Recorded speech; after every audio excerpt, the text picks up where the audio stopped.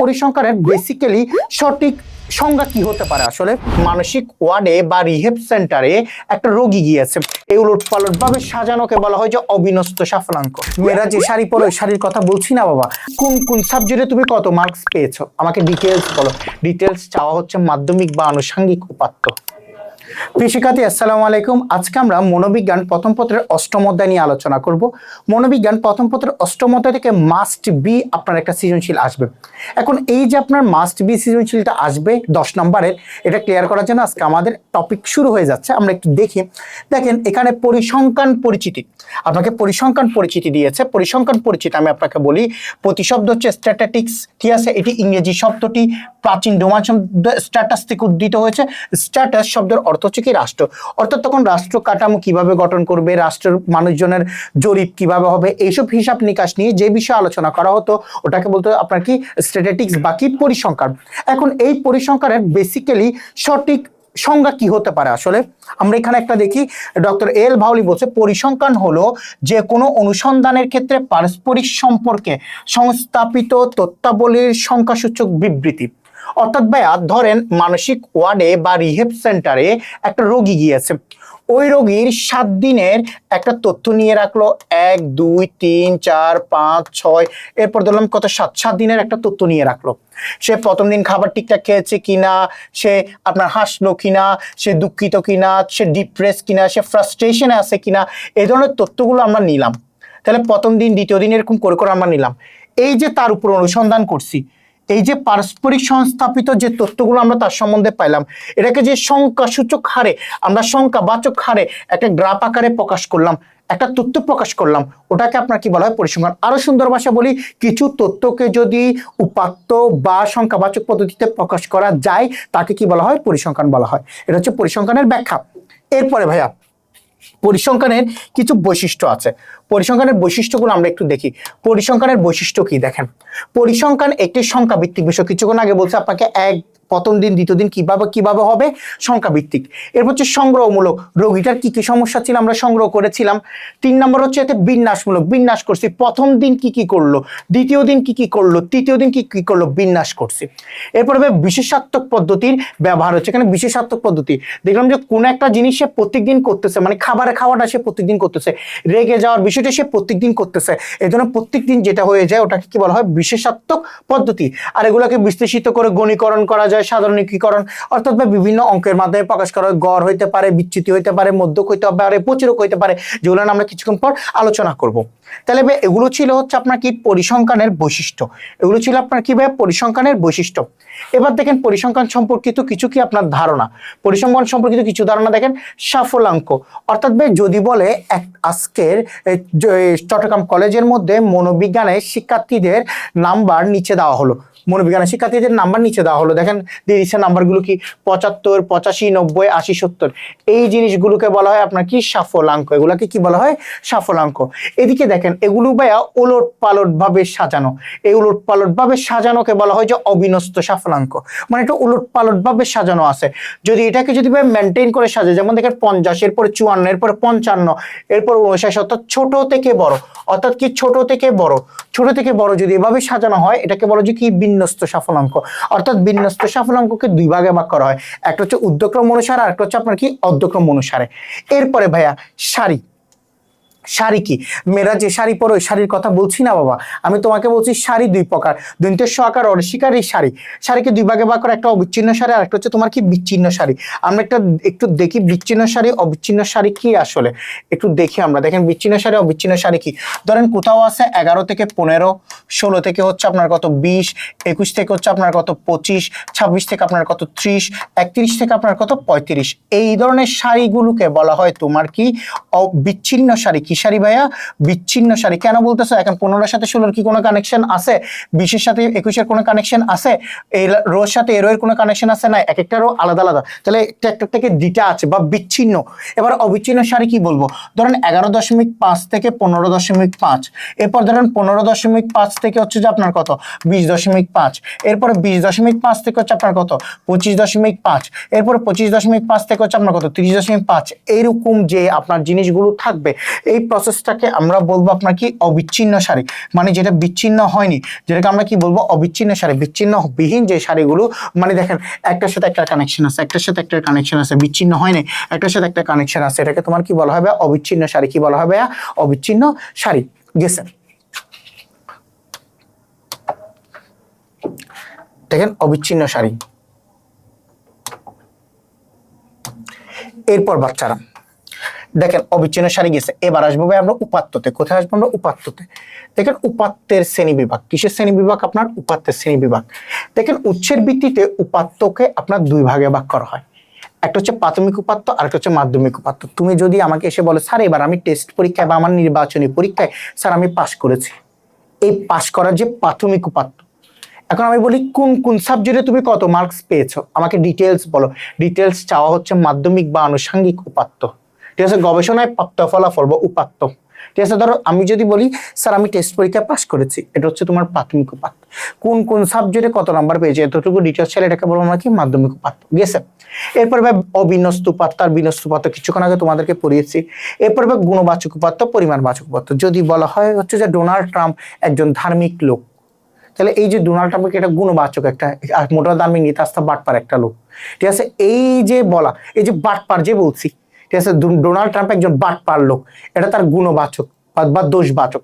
এই ধরনের জিনিসকে বলা হবে গুণবাচক উপাত্ত। পরিমাণবাচক কি? যদি বলে ডোনাল্ড ট্রাম্প খুবই জঘন্য হায়ার লেভেলের বাটপার লোক, একটা পরিমাণ করে দিছি না, higher level, lower level, medium level, অর্থাৎ পরিমাণ করে দিলে ওটাকে বলবো যে আমরা তোমার কি? পরিমাণবাচক উপাত্ত। অর্থাৎ ভাই আমরা যদি বলি যে সে নিচু জাতের লোক, নিচু জাতের লোক, ঠিক আছে, বা একটা জাত বলি ধরেন সে ক্ষত্রিয় জাতের লোক, হিন্দু ধর্মের ক্ষত্রিয় জাতের লোক, ঠিক আছে, তাহলে সেটা তার গুণবাচক। যদি আমরা বলি যে পরিমাণবাচক, পরিমাণবাচক বলছি এখানে 10 জন নিচু জাতের লোক আছে বা 10 জন তোমার ক্ষত্রিয় জাতের লোক আছে, তাহলে এটা হচ্ছে কি? পরিমাণবাচক। কনসেপ্ট ক্লিয়ার হয়েছে? ওকে। এরপরে ভাইয়া আমরা যে জিনিসটাতে আসবো ওটা হচ্ছে তোমার কি? পৌনঃপুন্য বন্টন। কি বন্টন ভাইয়া? পৌনঃপুন্য বন্টন। এখন পৌনঃপুন্য বন্টন আসলে বেসিক্যালি কি? আমি তোমাদেরকে পৌনঃপুন্যটা আগে একটু শিখাই। বাচ্চারা বোর্ডের মধ্যে একটু তাকাও।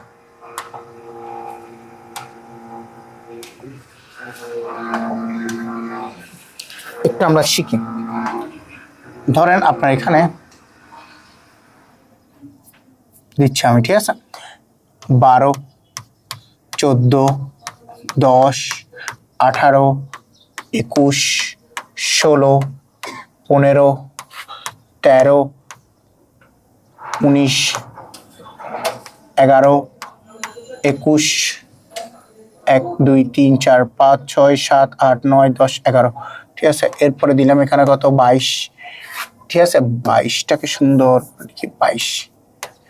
এগুলো হচ্ছে যে আমাদের কি এই আমরা পৌনঃপুন্য বের করবো। পৌনঃপুন্য বের করার জন্য আমাদের কি করতে হবে? সর্বোচ্চ সংখ্যা জানতে হবে। সর্বোচ্চ সংখ্যা, সর্বোচ্চ সংখ্যা, সর্বনিম্ন সংখ্যা, সর্বোচ্চ সংখ্যা, সর্বনিম্ন। এখানে সর্বোচ্চ সংখ্যাকে, সর্বনিম্ন সংখ্যা 22, সর্বনিম্ন সংখ্যাকে, সর্বনিম্ন সংখ্যা হচ্ছে 10। তাহলে আমরা বের করব পরিসর। কি বের করব বাবা? পরিসর। পরিসর হচ্ছে তোমার কত? 22-এর থেকে 10 বিয়োগ করব, 1 যোগ করব, পরিসর গেলে কত? 12। 12-এর সাথে 1 যোগ করলে তোমার কত? 13। ঠিক আছে। এখন এই 5 ব্যবধান ধরে বের করার জন্য এটাকে 5 দিয়ে ভাগ করব। তো 13কে 5 দিয়ে ভাগ করলে কত হয়? 5 দিয়ে না করে 4 ঘর ধরে করি, 4 দিয়ে ভাগ দিই। লাইনে থাকো।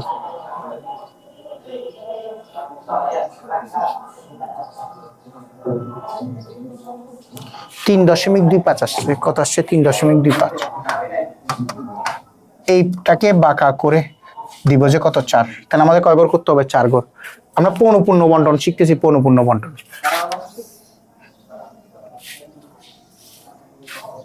দেখো, শ্রেণী ব্যক্তি, টালি আর মনোবিজ্ঞান, এটাকে বলি যে আমরা পৌনঃপুন্য। কি পূর্ণ? পৌনঃপুন্য। পৌনঃপুন্যকে প্রকাশ করা হয় এফ দ্বারা। কি দ্বারা প্রকাশ করা হয়? এফ দ্বারা। এবার দেখো আমরা করি 1, 2, 3, 4 নিচে একটা লেখার জন্য রাখছি। তাহলে এখন শ্রেণী ব্যক্তি কত 10 থেকে যাবে 10 11 12 13। দেখেন এখানে নিচে থেকে যাইতে হয়, কত থেকে যাইতে হয় নিচে থেকে 1 2 3 4 5 নিচে থেকে যাইতে হয় 10 থেকে কত 13 14 15 16 17 14 থেকে 17 18 19 20 21 18 থেকে 21 22 23 24 25 25। তাহলে এই যে আমরা লিখলাম এগুলো হচ্ছে বাবা তোমার কি শ্রেণী ব্যক্তি। এবার টালি বের করব 22 থেকে এখানে কি 12 12 14 12 14 10 10 18 18 21 21 ভিতরে ঢুকে গেছে 21 16 16 15 15 22 তোমার 22 13 13 19 19 11 11 21 21। তাহলে ভাইয়া 22 25 কয়টা 2টা, এখান থেকে কয়টা 4টা, এখান থেকে 2টা, এখান থেকে 4টা। তাহলে মোট তোমার কত হয়, মোটটাকে আমরা n দ্বারা প্রকাশ করি। কত দ্বারা কি দ্বারা প্রকাশ করি, n দ্বারা প্রকাশ করি, n দ্বারা প্রকাশ করি। তাহলে n ইকুয়াল টু কত আসে 4 4 8 9 10 11 12 12। ঠিক আছে, তাহলে এটা হচ্ছে আমাদের পৌনঃপুন্য বন্টন করা। কি করা ভাইয়া, পৌনঃপুন্য বন্টন করা। তাহলে গেছে পৌনঃপুন্য বন্টন টপিকটা আমাদের শেষ। এরপরে যাবো এবার আমরা দেখেন, এরপরে পৌনঃপুন্য বন্টন শেষ, দেখছে এগুলো সবগুলো পড়া হয়েছে। এরপর দেখো কেন্দ্রীয় প্রবণতা। কেন্দ্রীয় প্রবণতার মধ্যে 3 ধরনের ম্যাথ আছে। কেন্দ্রীয় প্রবণতা কয় ধরনের ম্যাথ আছে বাবা, 3 ধরনের ম্যাথ আছে। গড় বা গাণিতিক গড়, মধ্যক, প্রচুরক। এই যে তোমার গড় বা গাণিতিক গড়, ঠিক আছে, এই যে গড় বা গাণিতিক গড়, এটাকে আবার কয় ভাগে ভাগ করা হয়, 3 ভাগে। দেখেন গড়ের ব্যবহার পড়বেন, শীটে থাকবে।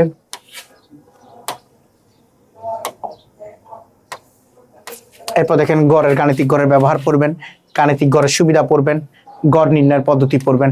এবার আসবো ভাই আমরা ম্যাথের মধ্যে। ঠিক আছে, এখানে ভাইয়া গড়ের মধ্যে 3 ধরনের ম্যাথ আছে। কয় ধরনের, 3 ধরনের। একটা হচ্ছে অবিন্যস্ত উপাত্ত, একটা হচ্ছে বিন্যস্ত উপাত্ত, আর একটা হচ্ছে তোমার সংক্ষিপ্ত পদ্ধতিতে উপাত্ত। কয় ধরনের আছে বাচ্চারা, 3 ধরনের। বিন্যস্ত, অবিন্যস্ত, সংক্ষিপ্ত। বিন্যস্ত, অবিন্যস্ত, সংক্ষিপ্ত।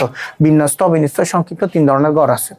তাহলে এখন আমরা আগে বিন্যস্ত পদ্ধতিটা দেখব, সরি অবিন্যস্ত পদ্ধতিটা দেখব। অবিন্যস্ত পদ্ধতির গড় লেখার টেকনিক আমি তোমার শিখাই। ধরো তোমার এখানে 17 আছে, 18 আছে, 19 আছে, তারপর হচ্ছে তোমার কত 13 আছে, এরপর তোমার এখানে কত আছে 12 আছে, এরপর তোমার এখানে কত আছে 11 আছে, কত আছে 11 আছে। ঠিক আছে, তাহলে এই যে তোমার এগুলো থাকে, তোমাকে এই যে এগুলাকে বলা হয় ভাইয়া এক্স। এগুলাকে কি বলা হয়, এক্স। এক্স শব্দের অর্থ হচ্ছে তোমার কি সাফলাঙ্ক। এক্স হচ্ছে কি সাফলাঙ্ক, এক্স হচ্ছে তোমার কি সাফলাঙ্ক। এই যে অদল বদল করে দিয়ে যদি তোমাকে গড় বের করতে বলে, তাহলে আমরা ধরে নিব আমাকে কিসের গড় বের করতে বলছে, আমার কিসের গড় বের করতে বলছে, আমার গড় বের করতে বলছে কিসের, তোমার এই অবিন্যস্ত পদ্ধতির গড়। তাহলে এখন অবিন্যস্ত পদ্ধতির গড়ের সূত্র কি, সামে x bar equal to summation of x divided by N.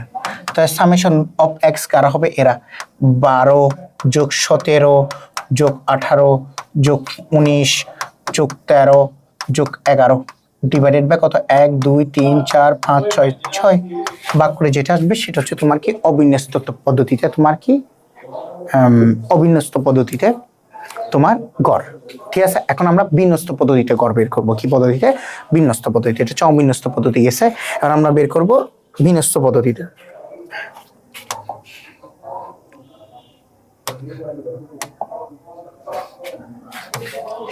এই যে ভাই আপনার এটা পরীক্ষার হলে দিয়ে দিছে, পরীক্ষার হলে তোমাকে এটা দিয়ে দিছে, দিয়ে দেওয়ার পর তোমাকে এখন অঙ্ক বের করতে বলছে। এখন তুমি কিভাবে অঙ্ক করবা, এটা দিয়ে বলতেছে এটাকে বিন্যস্ত পদ্ধতিতে গড় করো, অথবা ট্যালি না দিয়ে তোমাকে বলতেছে যে বিন্যস্ত পদ্ধতিতে গড় বের করতে। তোমাকে শ্রেণীবিভাগ এবং পৌনঃপুন্য দিয়ে দিবে, বিন্যস্ত পদ্ধতিতে বের করতে বলছে। বিন্যস্ত পদ্ধতি বের করার জন্য আমাদের এখানে এক্সট্রা আরো 2টো গড় লাগবে। কটা গড় লাগবে, 2টো গড় লাগবে, আর এক্সট্রা 2টো গড় লাগবে। একটা হচ্ছে তোমার মধ্যবিন্দু, ঠিক আছে, একটা হচ্ছে তোমার কি মধ্যবিন্দু। ঠিক আছে, মধ্যবিন্দুকে তোমার প্রকাশ করা হয় এক্স দ্বারা। মধ্যবিন্দুকে প্রকাশ করো এক্স দ্বারা, তোমার বের করতে হবে কি এফ এক্স, কি বের করতে হবে এফ এক্স। এখন মধ্যবিন্দু কিভাবে বের করব, 22 এবং 25 যোগ করে 2 দিয়ে ভাগ করব, 22 এবং 25 যোগ করে 2 দিয়ে ভাগ করলে আমাদের মধ্যবিন্দু বের হবে। আমরা একটু করি,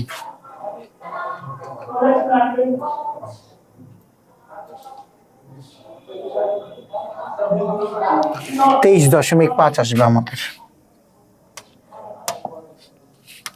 23.5, এটা কত আসবে 18 আর 21, 19.5, তাহলে এটা আসবে কত 13.5, এটা কত আসবে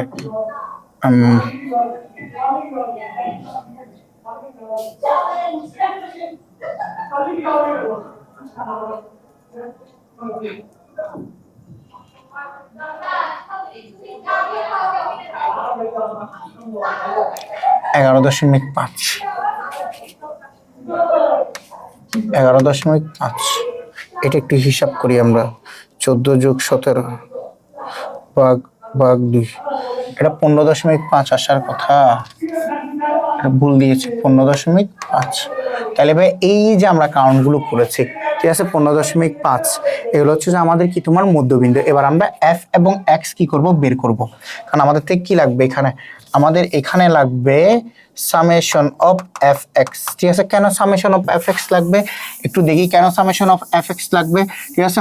আমরা এখন এটা মনে থাকে যেন আমরা এটা বিন্যস্ত পদ্ধতিতে করতেছি, কি পদ্ধতিতে করতেছি, বিন্যস্ত পদ্ধতিতে করতেছি। সামেশন অফ এক্স আমার কেন লাগবে আমরা একটু দেখি, দেখেন আমরা x bar equal to summation of summation of আমরা এফ এক্স বের করবি ডিভাইডেড বাই এন, তাহলে আমার সামেশন অফ এফ এক্স বের করতে হবে। তাহলে আমরা একটু ক্যালকুলেট করি, 47, 39, 39, 31, 46, ঠিক আছে। এগুলো এবার আমরা কি করব, যোগ করব।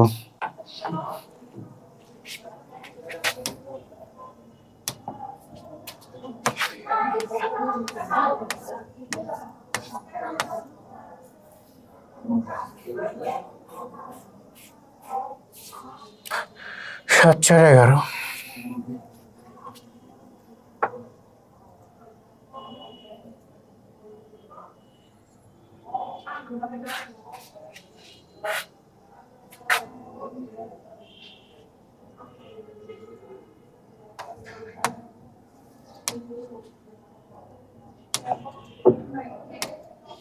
ঠিক আছে, পূর্ণ আমরা লিখছি, ঠিক আছে। তাহলে আমরা মধ্যবিন্দুর সাথে পূর্ণ গুণ করে করে মানগুলো লিখেছি, ঠিক আছে। এবার দেখেন এগুলো আমরা যোগ করব,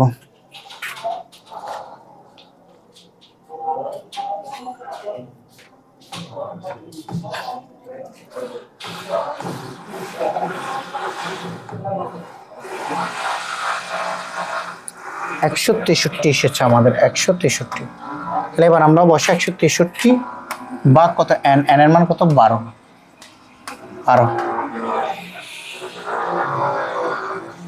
13.58, 13.58। এই যে বাবা 13.58, এটা হচ্ছে আমাদের কি ভাইয়া, এই 13.58 হইতেছে আমাদের তোমার কি এই বিন্যস্ত পদ্ধতিতে গড়। কি পদ্ধতিতে গড় বের করেছে আমরা, বিন্যস্ত পদ্ধতিতে গড়।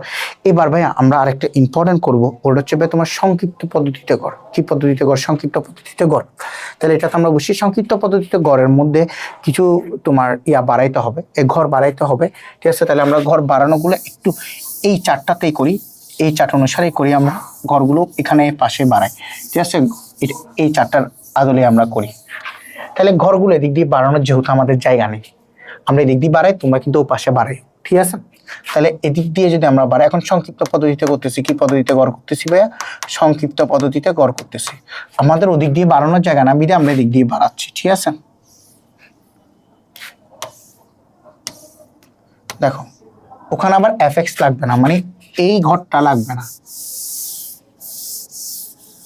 এই ঘরটা লাগবে না, ঠিক আছে। তাহলে এই ঘরটা যেহেতু লাগবে না, এখানে একটা ঘর আচ্ছা এই দিক দিয়ে লিখি। একটা হচ্ছে দেখেন আপনার ক্রমবর্ধিষ্ণু পৌনঃপুন্য, ক্রমবর্ধিষ্ণু পৌনঃপুন্য, এটাকে আপনার সিএফ দ্বারা প্রকাশ করা হয়, ঠিক আছে, সিএফ দ্বারা প্রকাশ করা হয়, ক্রমবর্ধিষ্ণ পৌনঃপুন্য। এরপর হচ্ছে আপনার বিচ্যুতি। বিচ্যুতি বিচ্যুতিকে প্রকাশ করা হয় ডি দ্বারা। এরপর তুমি বের করবা এফ ডি। এরপর আমাদের এখানে বের করতে হবে সামেশন অফ এফ ডি। ঠিক আছে, সামেশন অফ কি এফ ডি। আমাদের সূত্র কি X bar equal to A M plus into I summation of F D divided by N. F D divided by N. এখন আমরা বের করব, দেখো ফার্স্টে পৌনঃপুন্য আমার এখানে 4 আছে, ক্রমবর্ধিষ্ণু পৌনঃপুন্য এখানে 4 বসাবো। 4-এর সাথে 2 যোগ করলে কত 6, 6-এর সাথে 4 যোগ করলে কত 10, 10-এর সাথে 2 যোগ করলে কত 12। তাহলে আমার ক্রমবর্ধিষ্ণু পৌনঃপুন্য বের করলাম। এই যে 12টা পাইছি, এই 12কে 2 দিয়ে ভাগ করবা, কত আসলো ভাবা 6। কত আসলো 6। এই 6 কোন ঘরে আছে আমাদের দেখতে হবে। এখানে 6 কোন ঘরে আছে, এই ঘরে আছে। যে ঘরে 6 থাকবে ওই ঘরের বিচ্যুতি হবে 0, নিচে হবে -1, এটা হচ্ছে কি তোমার 1, এরপর কত 2। এবার এফ ডি, এফ এর সাথে ডি গুণ করবো, ডি কত আছে এখানে 2, এফ কত আসে 2, 2 দুগুণে কত 4, 1 4 একে 4, 2 0 0, 4 একে -4।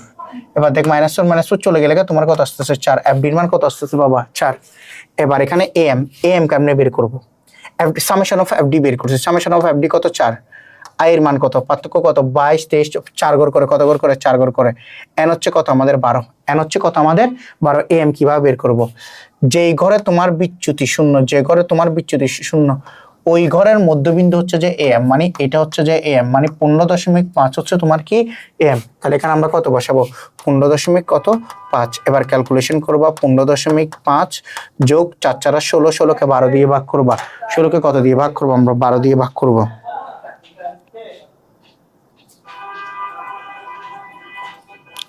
1.33, 1 কত 33, 1.33 অর্থাৎ যোগ করলে কত আসে 16.83। কিছুক্ষণ আগে আমাদের অ্যান্সার এটা আসছিল। তাহলে এটা হচ্ছে বাবা তোমার কি সংক্ষিপ্ত পদ্ধতিতে গড়, এটা হচ্ছে তোমার কি সংক্ষিপ্ত পদ্ধতিতে গড়।